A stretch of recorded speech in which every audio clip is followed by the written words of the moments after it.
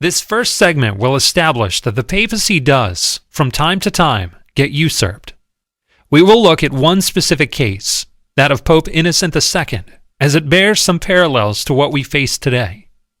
We will also examine the criteria which St. Bernard used to discern that Innocent II was indeed the true pope. Finally, we will fast forward to the papal conclave of 1903, where nefarious forces almost succeeded in getting control of the papal throne. The year is 1130 AD.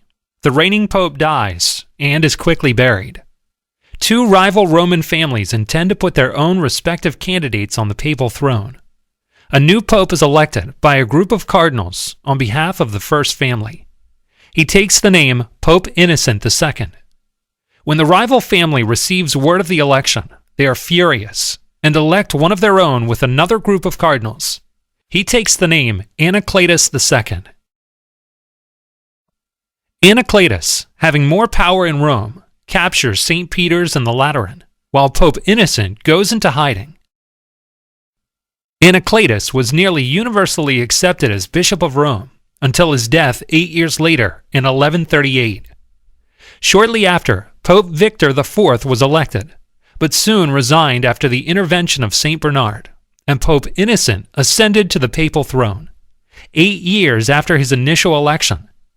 St. Bernard gave the following as to why he supported Innocent II. The life and character of our Pope Innocent are above any attack, even of his rival, while the others are not safe even from his friends. In the second place, if you compare the elections, that of our candidate at once has the advantage over the other as being purer in motive, more regular in form, and earlier in time. The last point is out of all doubt.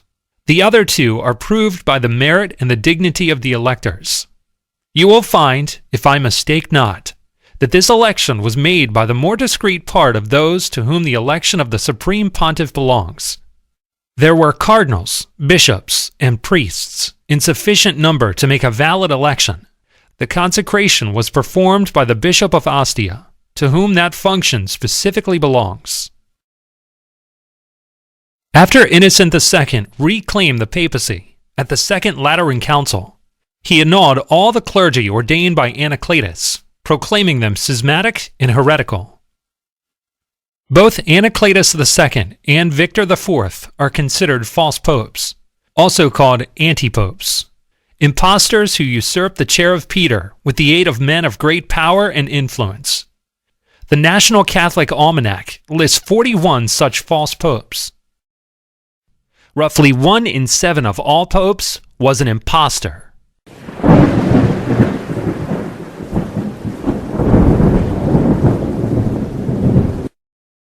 At the 1903 papal conclave, a prelate named Cardinal Rampolla received enough votes to become pope, but to everyone at the conclave's surprise, a veto was presented on behalf of His Imperial Majesty Franz Joseph of Austria, annulling the election. It turned out that Rampolla was Grand Master with the OTO, an occult sect which included occultists Aleister Crowley and Rudolf Steiner. The 1903 conclave instead produced Pius X, whose pontificate was a major setback for what was known as the Rampolla clique.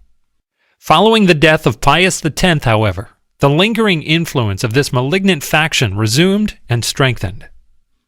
We will make note of just one member of the group, Rampolla's closest friend and confidant, Bishop Radini Tedeschi, who would take a young priest by the name of Angelo Roncalli under his wing and set him on a course to the papal throne.